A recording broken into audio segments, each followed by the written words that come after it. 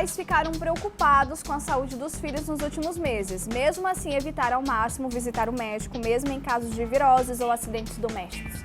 A pediatra Ana Carolina Espósito veio à nossa casa conversar sobre esse assunto e explicar em quais situações realmente são necessárias a ida da criança ao consultório. Bom dia, bem-vinda, Carol, à nossa casa. Bom dia. Prazer imenso ter você aqui. A gente vai falar de um assunto bem interessante, né? Agora todos os papais ligadinhos no Tudo de Bom assistindo ao nosso programa. Que bom. Vamos começar, né? Por exemplo, quarentena, né? Aulas canceladas presencialmente, aula ali na frente do computador, né? Muitas crianças estão tendo já o primeiro contato de videoaula.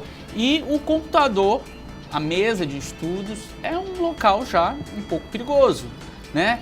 Tem a tomada ali perto, né? Tem, de repente, pode derramar uma água ali no computador, levar um choque, né?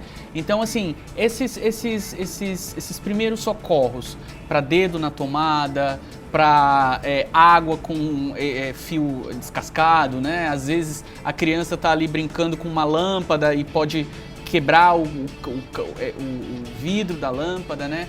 Quais são os primeiros socorros? O que a gente precisa fazer de imediato? Queda também, né, Iago? Agora que a gente está vivenciando muito é isso, ligação do nada, aí caiu, o que eu faço? Tá com um cortezinho, vai precisar suturar ou não, leva na emergência ou não. Então não tem como a gente dizer aqui, assim, dos cuidados gerais, porque são muitas situações que podem acontecer com essa garotada em casa. Mas, por exemplo, queda tá bombando agora, né? Então, caiu, a gente tem que saber os sinais de alarme para saber quando a gente vai precisar levar para emergência. Entendi. Porque, por exemplo, uma criança, depois que ela começa a andar 1 aninho, 2 aninhos, sempre ela pode ficar sujeita às quedas. Cai do berço, cai da cama, cai de rede, ainda mais agora todo mundo em casa. Então, alguns sinais de alarme a gente precisa ter atenção para saber quando levar ou não. Então, por exemplo, a criança, vamos falar então primeiro de queda? Criança caiu, né? Ai, caiu, bateu a cabeça, ou bateu o bracinho, ou a perninha, deu aquele choro, né, que criança, né? Às vezes, talvez até nem chore, né? Às vezes tem umas crianças que acabam não chorando. Quais os sinais que a gente tem que se atentar de, opa, essa queda não foi uma queda simples, não foi uma queda qualquer? Por exemplo, caiu e o bracinho, por exemplo. Chorou na hora do susto, observa.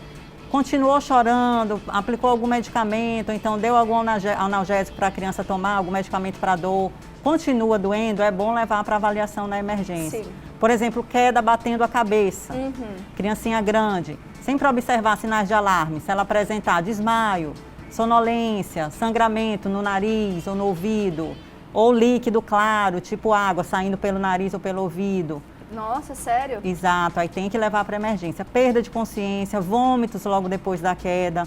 Uma coisa que as mães sempre questionam a gente é, doutora, pode deixar dormir? Isso que eu ia perguntar, porque diz assim, não pode dormir, a criança caiu, não pode dormir. Pode ou não pode? O que acontece? Depois de uma queda, a criança chora muito. Sim. E aí, por chorar muito, às vezes dá sono nela. Não é que o dormir que vai fazer alguma lesão no cérebro dela, mas a sonolência é um sinal de alarme. Sim. Então, vamos supor que a neném todo dia, 1 da tarde, ela está acordada. Nesse dia, viu que ela está sonolenta, ela não desperta, viu que ela está com um comportamento diferente. Aí, aquilo ali é um sinal de alarme. Entendi. Ah, então já tem que ter cuidado. Exatamente. Agora, doutora, janela, né? Tem aquelas janelas que não são de correr, aquelas que são de abrir, né? Então, às vezes, a criança bate a cabeça na janela, na quina da mesa, né? Que é aquela dor que adulto já, né? Imagina para uma criança. Ou então na porta da geladeira, no congelador, né? Essas batidas nesses objetos.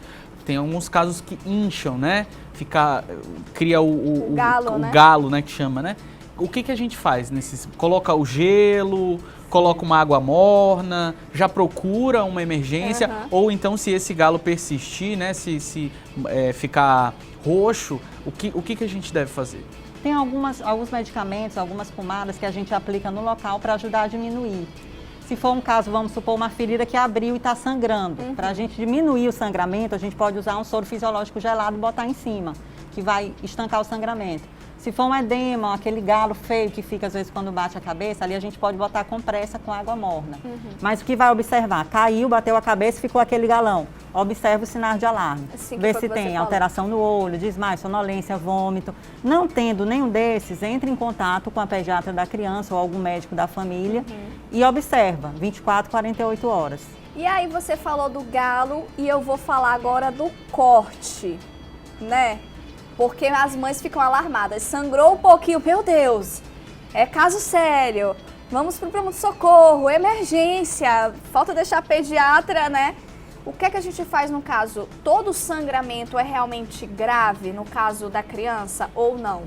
Nem todo sangramento, por exemplo, essa região aqui, supercílio, sangra muito, costuma sangrar muito quando abre algum ferimento. No caso, abriu a janela lá que o Iago falou, ai, bateu, sangrou um pouquinho, não precisa se preocupar tanto. É bom que a gente veja para ver se vai precisar levar algum ponto, porque às vezes não vai cicatrizar sem ponto. Sim. Então é bom que a gente olhe. Agora, uma coisa que é interessante também, Jéssica, que a população precisa saber, é quanto aos exames de imagem, tomografia principalmente. Para que a gente submeta uma criança a uma tomografia, que é um exame que envolve muita radiação, a gente tem que ter critérios. Então a gente diz assim, tem sinais de alarme, leva para emergência, mas não quer dizer que ela vai para emergência, ela vai precisar fazer tomografia. Não é necessário. Nem sempre vai ser necessário, às vezes vai ser necessário e a gente tem que tomografar mesmo, para excluir alguma lesão cerebral, algum traumatismo craniano mais sério. Mas se não precisa, não insista, porque uma tomografia mal feita, mal indicada, sem necessidade, ela aumenta em 3 vezes a chance de câncer de cérebro e de leucemia. Caramba, principalmente para uma criança, né? E uma criança que está em desenvolvimento, que às vezes cai toda hora, então a gente evita o máximo que pode. Então, por exemplo, os pais já fica aquele alarme, né? Porque tem pais, não, mas eu trouxe na emergência, faz logo uma tomografia, que a queda foi feia. Então, se o médico realmente não indicar, não insista, porque o médico tem noção daquilo que está pedindo. Exatamente. E sabe que eu tenho uma dúvida? Não sei se na casa do Iago aconteceu isso, né? Porque o Iago tem vários sobrinhos, né, Iago? Com relação, a gente falou de queda, aí sempre tem aquelas viroses, não é? Nariz escorrendo, às vezes dá diarreia na criança, febre. E aí sempre tem aquela dúvida. Será que eu posso medicar em casa? Ou será que eu levo para emergência? Ou será que eu espero a consulta na pediatra no consultório? O que é melhor para o pai ou a mãe fazer dessas 3 opções? Não, vou deixar em casa, porque tem muita mãe e pai com medo de levar na emergência. Levo direto para emergência ou espero a consulta com a pediatra? Jéssica, um lado muito bom dessa pandemia foi exatamente reforçar nas pessoas que nem tudo a gente precisa ir para a emergência. Sim. Emergência é caso de emergência mesmo. Então, a maioria das vezes, o ideal é a mãe entrar em contato com a pediatra da criança. Às vezes, a gente conduz, já começa alguns medicamentos por WhatsApp mesmo, por telemedicina. Isso. E aí, não resolvendo, a gente marca em consultório. Geralmente, a gente prescreve medicamento e já encaminha para o consultório para examinar em nível ambulatorial, tirando da emergência. Agora, doutora, em casos que os pequenos ali têm acesso a determinados produtos, né? Que contêm algumas substâncias que podem fazer mal, uma água sanitária, comer um sabão em barra, sei lá, tomar um detergente, né? Nesses casos que a criança tá ali, às vezes o pai descuidou, né? Deixou ali um momento, a criança tá lá tomando o detergente. O que a gente faz? A gente tenta fazer uma lavagem em casa, a gente leva logo para emergência. Aí não tem como, aí é levar para emergência. Esse é um caso, então, de emergência. Porque tem pais que trocam as embalagens, né? Eu já vi que muitas mães organizam seus produtos de limpeza e trocam as embalagens dos produtos, né? Acabam colocando em outros recipientes. Aí, nesses recipientes, as crianças vão lá e acabam colocando na boca, né? Então, leva para emergência, primeira coisa. Leva para emergência. Medicamento, por exemplo, às vezes o avô, a avó, ou o pai e a mãe fazem uso de algum medicamento de uso crônico. Aí a criança vai ter acesso. Tudo isso é sempre para ficar longe da criança, prateleira alta, produto de cozinha também, sempre longe da criança. Tem um medicamento que é muito perigoso e é muito usado pela população em geral. Eu não vou dizer o nome, mas é um remedinho que usa para o nariz, que muitas pessoas usam para desentupir o nariz. Sim. Esse medicamento, ele parece água e geralmente os pais usam e deixam perto, deixam na mesa. O plástico é transparente, Exatamente. Né? O líquido incolor. E aquele medicamento a criança pode tomar e ele causa bradicardia, ele pode levar a parada cardiorrespiratória na criança. Então remédio mesmo tem que estar fora do alcance das crianças. Longe da criança. E também até os produtos, né, de limpeza em geral, tentar deixar num armário, né, ou penduradinho para a criança não pegar. E queimadura, né? Papeiro de água fervendo ali, a mãe esqueceu lá no fogo, atendeu uma ligação, o menino foi lá, tava fervendo a água pro café. Pegou no papeirinho. Pegou no papeiro, derramou água quente. Eita. Queimou. Queimadura. a gente consegue, a olho nu, diferenciar e saber com precisão a intensidade daquela região que foi queimada para saber se a gente precisa levar e o que a gente pode, que medida a gente pode tomar nesse momento? Queimadura, se for uma coisa leve, que a criança queimou, passou, não está reclamando mais tanto de dor, dá para a gente conduzir em casa e passar medicamentos para aliviar a dor em casa. Mas se for uma queimadura mais grave, mais extensa, a mãe mesma vai observar, por exemplo, um papeiro que cai na criança. E criança, caso de queimadura em criança, sempre é mais grave. Sim. Acima de 10% de superfície corporal queimada, essa criança já pode ir até para uma UTI, se for uma coisa mais séria. Nossa, então queimadura é caso sério mesmo. É sério. Não é só se queimou o dedinho, ok, consegue. E no caso para criança, que às vezes tem pessoas agora do interior, né, assistindo, tem crianças que estão com os avós agora, inclusive, né? Aí deu aquela queimadura, passa margarina, né? Passa creme dental. Com relação à queimadura, acho que não só para criança, mas adulto em geral, esses tipos de coisa podem ser usados ou o que é que faz? É lavando, soro? Lavagem, tem algumas pomadas também que a gente usa que ajudam a cicatrizar e aliviar a dor. E se for uma queimadura, por exemplo, na mão, uma queimadura mais leve, às vezes a gente botando em água gelada ajuda a aliviar a dor. Ajuda a aliviar a dor e passar pomada. Creme dental nunca? Não, creme dental também não. Gente, é sério, porque isso eu aprendi quando criança, né?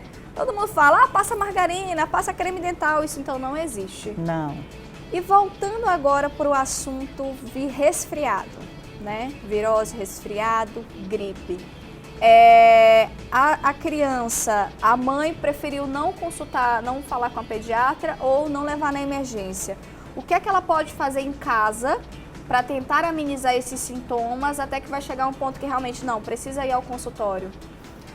Geralmente entramos com medicamentos para lavar as narinas, limpeza das narinas, para evitar o acúmulo de secreção. Pode ser soro mesmo, Soro, né? com a seringa. Com criança em casa, soro não pode faltar, né, Carol? Exatamente. Caramba. Soro com a seringa, lava várias vezes por dia. Sentiu que está o nariz entupido, lava. E aí, geralmente, a gente entra também com algum antialérgico para diminuir a coriza. Agora, a gente está evitando a nebulização, porque a nebulização dispersa partículas e pode contaminar outras pessoas da casa. Então, na nebulização, ultimamente, não está sendo indicado? Não, porque qualquer quadro gripal, tosse, coriza, entra no diagnóstico diferencial das suspeitas de coronavírus. Entendi. Então, a criança pode morar com a avó, mora com os pais e aí pode contaminar os outros. Então, o ideal é a lavagem do nariz. Isso. E pode fazer algum antialérgico também, geralmente as mães têm em casa. E a gente entra até no mito e verdade, né? Porque existem pessoas assim na notícia vinculando que as crianças não podem, são só veículos de transmissão da Covid, mas não necessariamente que ela vá ter a doença Covid. Isso é um mito? É uma verdade? Explica pra gente essa parte com relação à Covid-19 e à criança. É mito. A criança, embora a maioria das vezes seja assintomática ou tenha quadros leves, mas eles podem fazer formas graves, inclusive com hospitalização e com óbito. Aqui em São Luís nós registramos óbitos. Então, não é só o papel de assintomático e transmissor, mas eles também estão suscetíveis. Principalmente a criancinha maior, acima de 5 anos, e o adolescente. Entendi. Então a gente tem que se preocupar sim, né? Com certeza. A outra questão, a criança engasgou, né? Engasgou com comida, engasgou com água, com uma bebida. O que a gente faz nesse momento? E também piscina, que entra muita água em ouvido, né? E aí a criança não entende aquilo ali e começa a reclamar daquela água no ouvido. E tem os métodos caseiros, que a gente, né, tem vários métodos caseiros para tirar essa água. O que a gente faz? Em caso de engasgo, tem uma manobra, que é a manobra de Heinrich. Geralmente a gente ensina nos primeiros cuidados com o recém-nascido, porque o recém-nascido ele pode engasgar com leite, com a saliva. Então a gente ensina. Tem a manobra de Heinrich para a criança menor, para o bebezinho, e tem para a criança maior, que é por aqui.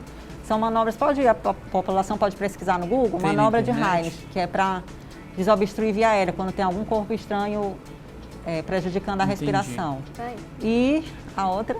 Água no ouvido. Piscina, praia. Porque já está indo à praia, né? água no ouvido pode gerar dor e aí essa criança vai acabar indo para a emergência, a gente vai medicar e vai olhar se tem infecção na membrana timpânica. Isso aí nessas partes não tem para onde correr, tem que ir para emergência. Agora, sem água no ouvido, ela vai sair sozinha. Se ela causar infecção, vai causar dor e a mãe vai automaticamente para a emergência ou para o consultório.